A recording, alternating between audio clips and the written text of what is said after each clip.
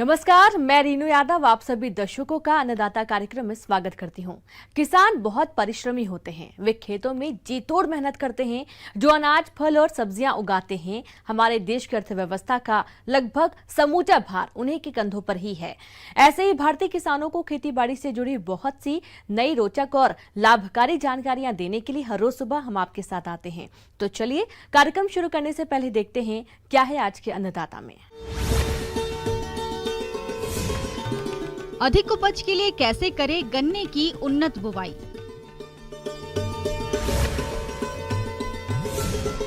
फूलों के अच्छे उत्पादन के लिए गेंदा की फसल में जरूरी कार्य।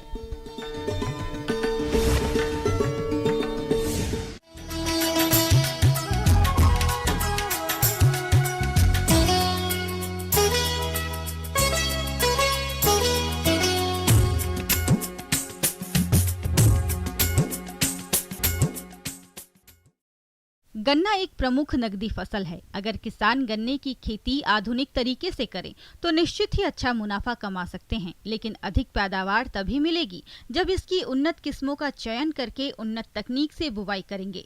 तो आप किस प्रकार से करें गन्ने की वैज्ञानिक विधि से बुवाई, इस बारे में जानकारी दे रहे हैं डॉक्टर भूषण प्रसाद सिंह।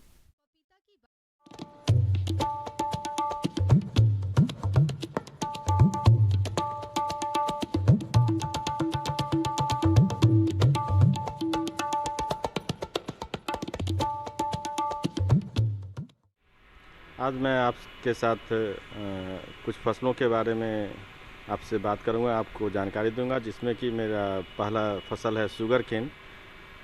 ईख की खेती में कौन सी बातों को ध्यान में रखें, उसमें क्या सावधानी रखें, ये हम लोग को इस पर ध्यान देना होगा। उसमें 2-3 चीज़ है जो कि ज़रूरी है अच्छे फसल उत्पादन के लिए। उसमें जो हमारा वीड और सीड बोलते हैं, तो सीड हमारा अच्छा होना चाहिए।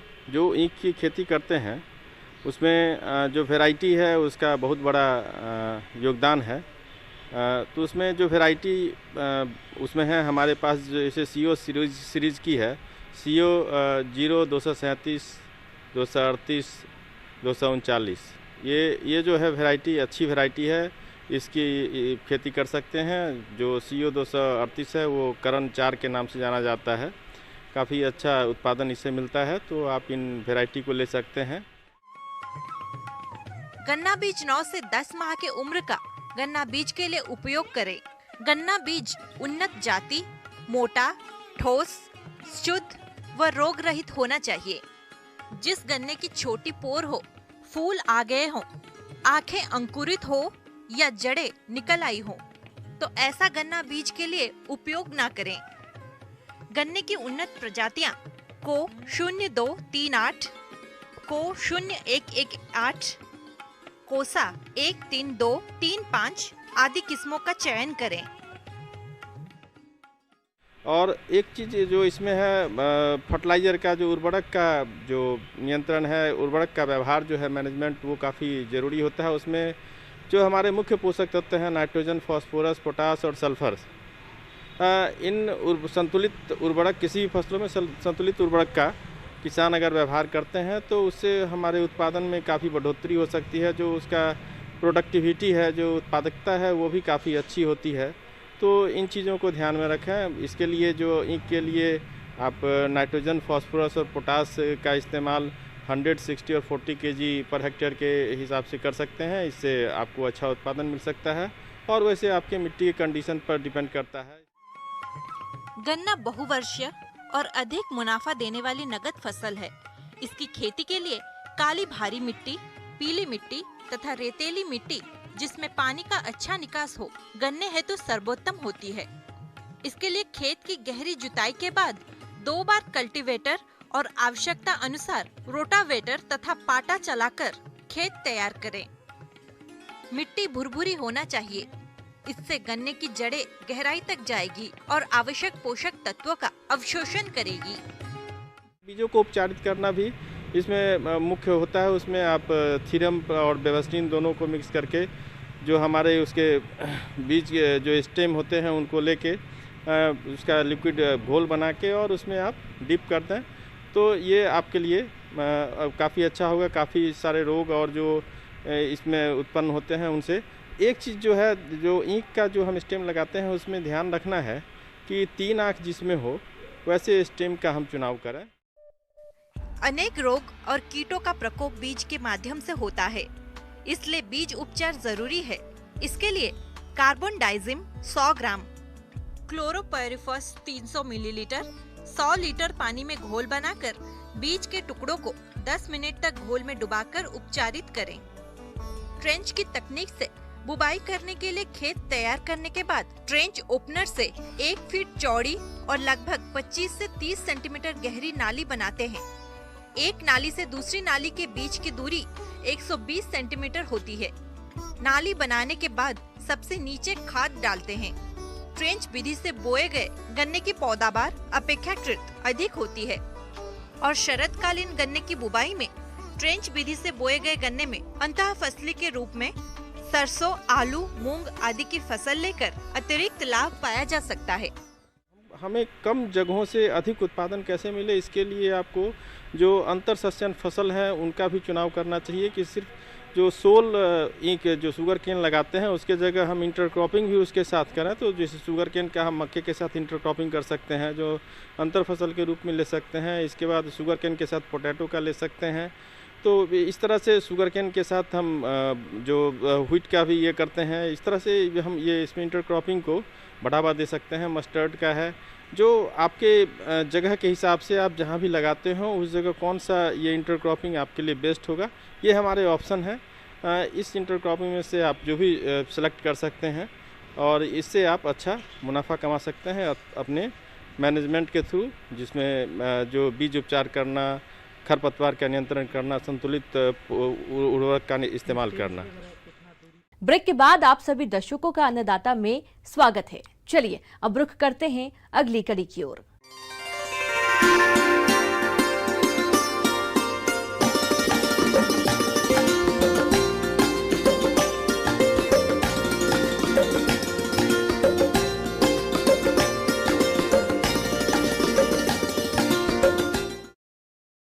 हमारे राज्य के जो किसान भाई गेंदा यानी हजारे की खेती कर रहे हैं, उनकी फसल पुष्पन अवस्था पर है और अधिक फूलों की पैदावार लेने के लिए इस समय फसल में कुछ कार्यों को करना जरूरी है। तो गेंदा की फसल में इस समय कौन कौन से कार्यों को करें, देखिए हमारी ये खास रिपोर्ट।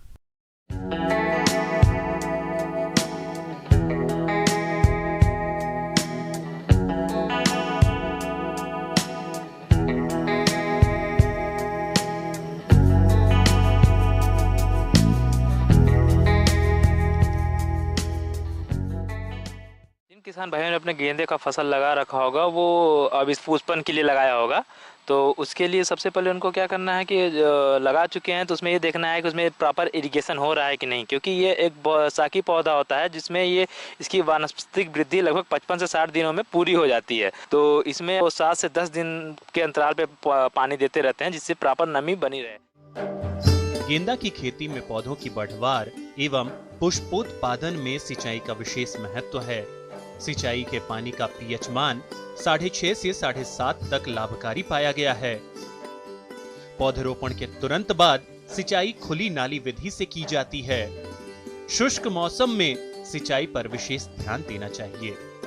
गर्मी में 5 से 6 दिन और सर्दी में 8 से 10 दिन के अंतराल पर सिंचाई करनी चाहिए। क्यारियों में पानी का जमाव नहीं होना चाहिए। इसके लिए जल निकास नाली पहले से तैयार रखनी चाहिए, क्योंकि इसमें नमी के इसमें घास वगैरह होता है, तो ये मॉइस्चर और न्यूट्रिएंट के लिए दोनों को एब्जॉर्ब करता रहता है। तो इसके लिए हम प्रॉपर वीडिंग भी करते रहते हैं और ताकि इसमें नमी बनी रहे। और इसमें एक काम और करना है कि अगर जो पौधे जो लगा चुके हैं तो उसमें लगभग 35 से 40 दिनों बाद उसमें पीजीआर, जो इसको बोलते हैं पादप वृद्धि नियामक, एक केमिकल होता है जो SADH, उसको 250 से लेकर 2000 ppm का छिड़काव करते हैं, जिससे उसमें प्रॉपर मतलब फ्लावरिंग होती रहे, मतलब अच्छी उपज प्राप्त हो सके किसानों को। और उसके बाद इसमें एक आता है आपका मतलब खाद, बची हुई यूरिया है, वो हम पौधा रोपण के लगभग 30 दिनों बाद और 45 दिनों बाद डालते हैं। जब 45 दिनों बाद हम यूरिया डालते हैं यानी दूसरे टाइम में, तो उसमें हम क्या करते हैं कि उसको मिट्टी को गुड़ाई करके मिट्टी को चढ़ा देते हैं ताकि उसका प्रॉपर मतलब स्टैंडिंग रहे, वो गिरे ना पौधा। पौधों की खुटाई यानी शीर्ष नोचन पौधे के फैलाव को बढ़ाने के लिए किया जाता है। पौधों की खुटाई 2 बार करने से फूलों का उत्पादन बढ़ जाता है। यदि पौधरोपण विलंब से किया गया हो तो केवल एक ही बार खुटाई करें। पहली खुटाई पौधरोपण के 12 से 15 दिन बाद करनी चाहिए। इसमें पौधों के शीर्ष भाग को तोड़ दिया जाता है। पौधों की खुटाई हाथ से करनी चाहिए। जब पौधों की लंबाई जमीन की सतह से 15 सेंटीमीटर से अधिक हो जाए तब खुटाई करें और यह ध्यान रखें कि खुटाई के उपरांत पौधे पर 4 से 5 पूर्ण विकसित पत्तियां बनी रहें। ऐसा करने से एक पौधे पर 3 से 5 तक मुख्य शाखाएं आ जाती हैं। शाखाओं की संख्या बढ़ने पर पुष्पोत्पादन बढ़ जाता है। लगते हैं रेड स्पाइडर माइट और चेपा। तो रेड स्पाइडर माइट जब लगता है तो वो क्या करता है कि उसकी पत्तियों से या पत्तियों के ऊपरी हिस्से से रस को चूसता है, या फिर जो एकदम नरम रहते हैं पौधे के पार्ट्स उससे रस चूसता है। इसके लिए हम मैलाथियन या फिर मेटासिस्टाक 0.2% का छिड़काव करते हैं। चेपा ये हरे रंग का होता है। ये पत्तियों की निचले सतह से रस को चूसता है। जहाँ से चूसता है वहाँ पे पत्तियाँ काली पड़ने लगती हैं और इसका अच्छा सा ग्रोथ नहीं हो पाता है। इसके लिए हम मैलाथियन डाइमेथोएट यानी 300 ml लगभग 500 लीटर पानी में डाल के छिड़काव करते हैं, या फिर मेटासिस्टाक्स का भी 0.2% का घोल बना के छिड़काव करते हैं। कैटरपिलर हरा एवं भूरा काले रंग का कीट है। यह गेंदा फसल की पत्तियों, टहनियों एवं कलियों को नुकसान पहुंचाते हैं। इसकी रोकथाम के लिए 1.5 मिलीलीटर मैलाथियन 1 लीटर पानी में घोलकर छिड़काव करना चाहिए। लीफ माइटर कीट, इस कीट के नर एवं मादा दोनों गेंदा फसल को नुकसान पहुंचाते हैं। गेंदा में इसका प्रकोप होने पर पत्तियों में सफेद धारियां बन जाती हैं और पौधों की बढ़वार कम हो जाती है। इसकी रोकथाम के लिए 1.5 से 2 मिलीलीटर प्रति लीटर पानी में घोलकर छिड़काव करना चाहिए। और इसमें एक और होता है पत्ती झुलसा रोग। इसके लिए हम डाइथेन एम का 0.2% घोल बना के छिड़काव करते हैं। और एक इसमें सबसे सीरियस डिजीज होता है पाउडरी मिल्ड्यू के लिए हम घुलनशील सल्फर यानी सल्फेक्स का घोल बना के इसमें छिड़काव कर देते हैं, जिससे इसमें लगे ना ये डिजीज। उसके बाद इसमें आता है आपका तुड़ाई के लिए। तो जब हम इसकी तुड़ाई करते हैं तो उसके लिए हम इसके लिए या तो मॉर्निंग आवर लेते हैं जब धूप निकलने के पहले यानी 7 बजे के पहले, और शाम को 5 बजे के बाद, ताकि इसमें जो नमी बनी रहती है, जो उसके अंदर ह्यूमिडिटी रहती है पौधे के या फिर फूल के, वो बनी रहे। और इसको तोड़ने के बाद हम छांव वाले इलाके में या फिर टीन शेड में या फिर कहीं छप्पर में रखते हैं ताकि अच्छा खासा बना रहे और अच्छे से इसको मार्केट में भेजा जा सके। इसकी पैकिंग के लिए या तो हम लिफाफे में पैक करते हैं या बांस की बनी हुई टोकरियों में पैक करते हैं ताकि ये मंडी में आसानी से भेजी जा सके और प्रॉपर अच्छा बना रहे। मेरे बताए गए बातों को किसान अगर अपने अमल में लाएंगे तो इससे उनकी उत्पादन और उत्पादकता दोनों बढ़ेगी, जिससे उनकी आय में वृद्धि हो जाएगी। ब्रेक के बाद एक बार फिर से आप सभी दर्शकों का अन्नदाता कार्यक्रम में स्वागत है। बढ़ते हैं अगली प्रस्तुति की ओर।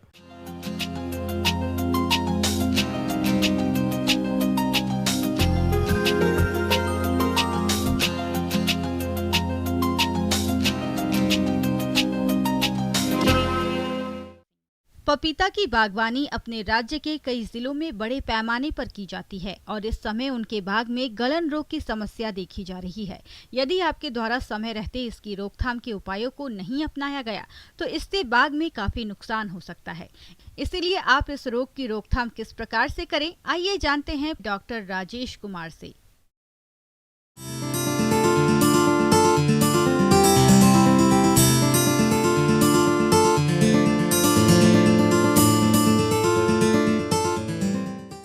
पपीता सामान्यतः देखा जाता है कि सभी लोग इसके खाने के लिए पसंद करते हैं और इसकी खेती भी बहुतायत मात्रा में होती है। तो जहाँ कहीं भी अगर मान लीजिए 15 डिग्री से अगर नीचे तापमान नहीं जाता है वहाँ पर पपीता खेती के लिए अनुकूल तापमान है।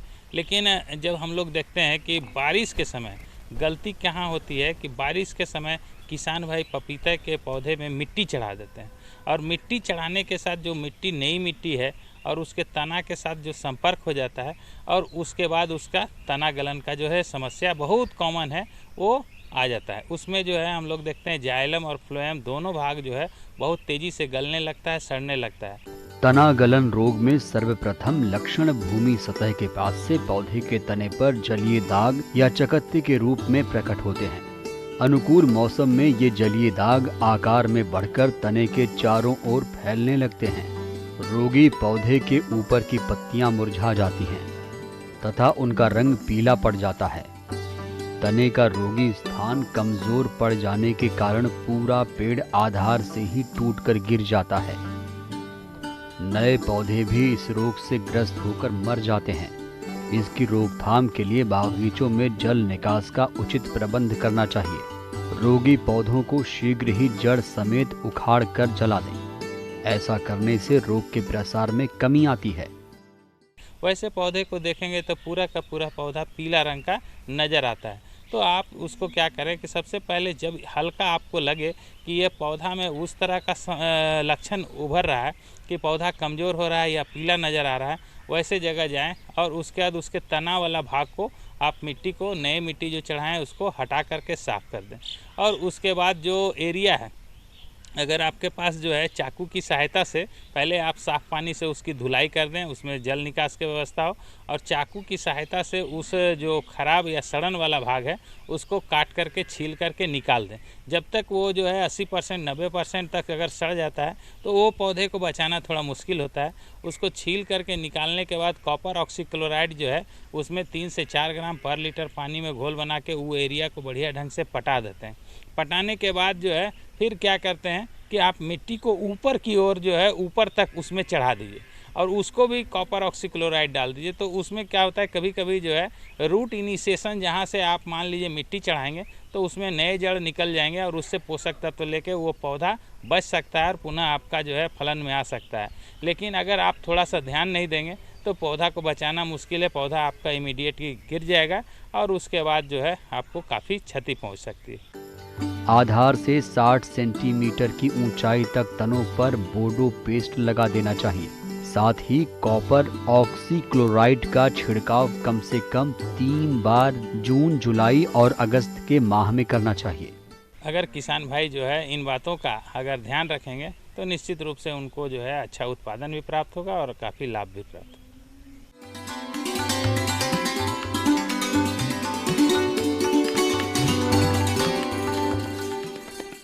अन्नदाता हेल्पलाइन निःशुल्क फोन संपर्क सेवा के माध्यम से आपके द्वारा पूछे गए प्रश्नों में से 1 या 2 महत्वपूर्ण प्रश्न को हम अपने कार्यक्रम में शामिल करते हैं और इसी के तहत आज का चयनित प्रश्न और उसका जवाब इस प्रकार है।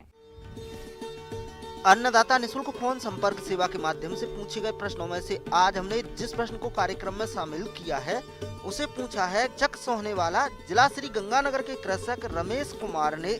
यह धान की फसल में गंधी व कीट के समन्वित नियंत्रण के बारे में जानकारी चाहते हैं। तो रमेश कुमार जी, आपकी जानकारी के लिए प्रस्तुत है कार्यक्रम का ये अंश।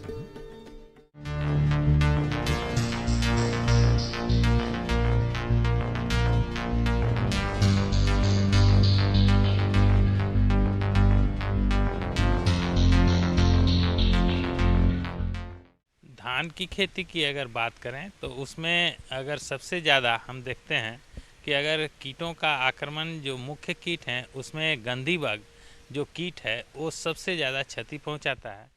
यह कीट फूल से लेकर बाली निकलने की अवस्था तक फसल को नुकसान पहुंचाता है। इसका वयस्क हल्का पीलापन लिए हुए होता है। इनका जीवन चक्र 15 से 20 दिन का होता है। शिशु और पौध दोनों ही धान की फसल को नुकसान पहुंचाते हैं, लेकिन सबसे ज्यादा पौध से नुकसान होता है। इसकी मादा कीट पीले हरे रंग की होती है। मादा कीट मध्य पत्तियों के पास दिखाई पड़ती है और दुग्धावस्था पर दाने से रस चूस कर खोखला कर देती है, जिससे बालियों के कुछ दाने सूख जाते हैं और उपज में कमी आ जाती है।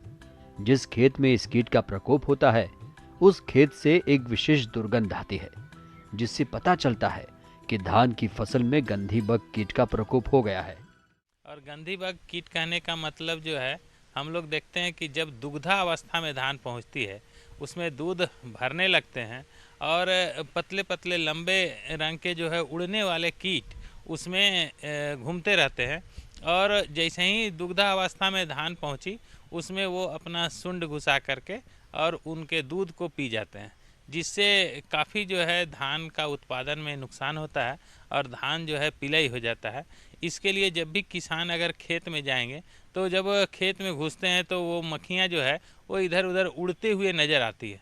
तो ये हम लोग देखते हैं कि गंधी बग जो है वो एक दुर्गंध सा जो है उनको महसूस होता है, तो ये उससे उनको पता चल जाना चाहिए कि उनके खेत में जो है गंधी बग का आक्रमण हुआ है। और अगर वो जो देखते हैं तो एक धान जो है उसमें एक छोटा सा स्पॉट बिंदु जैसा जो है संरचना बनेगा और वो संरचना से जो है धान पीलाई हो जाता है या सूख जाता है, खखरी बोलते हैं उसको, खखरी हो जाता है, जिसमें धान तो दिखता है लेकिन उसके अंदर दाने नहीं बन पाते हैं। तो ये उनका पहचान है। कीटनाशक के रूप में आप मिथाइल पैराथियान धूल की 25 किलोग्राम मात्रा का प्रति हेक्टेयर की दर से भुरकाव करें, लेकिन बेहतर नतीजे के लिए सुबह 8 बजे से पहले या शाम के 5 बजे के बाद ही भुरकाव करें। तो वैसी परिस्थिति में जो है धूल का बुरकाव हम लोग करते हैं। तो धूल जो है हेप्टाक्लोर डस्ट है या मिथाइल पैराथियोन डस्ट है, इसका जो है हम लोग अगर देखें तो 20 से 25 किलोग्राम पर हेक्टेयर के दर से अगर इसका बुरकाव कर देते हैं तो इस कीट का नियंत्रण आप कर सकते हैं और आने वाले जो क्षति है उसको बचा सकते हैं। तो हेप्टाक्लोर या मिथाइल पैराथियोन इसके लिए नियंत्रण के लिए काफ़ी उपयुक्त दवा है।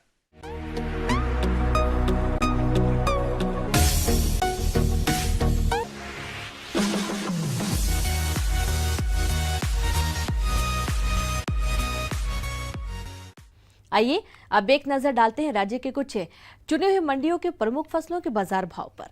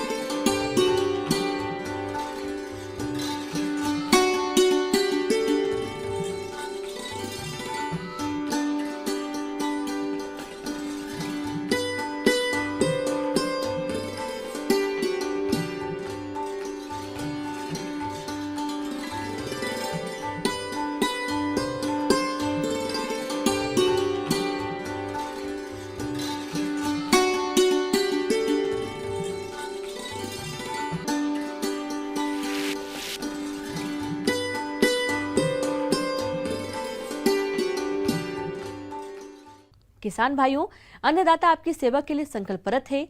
कृषि संबंधित समस्या एवं सुझावों के लिए आप हमें इस पते पर संपर्क कर सकते हैं। प्रोड्यूसर अन्नदाता news 18 Rajasthan, Ramoji film city Hyderabad 501512। साथ ही आप हमें ईमेल भी कर सकते हैं। हमारा ईमेल है p18annadataraajasthan@nw18.com। और इसके अतिरिक्त आप हमें निःशुल्क हेल्पलाइन नंबर पर सोमवार से शनिवार सुबह 10 से शाम 4 बजे के बीच संपर्क कर सकते हैं। किसान भाइयों, अब समय हो रहा है आपसे विदा लेने का, तो हमारी अन्नदाता टीम को दीजिए इजाजत। कल फिर आपसे मुलाकात होगी कृषि संबंधित कुछ और महत्वपूर्ण जानकारियों के साथ। नमस्कार।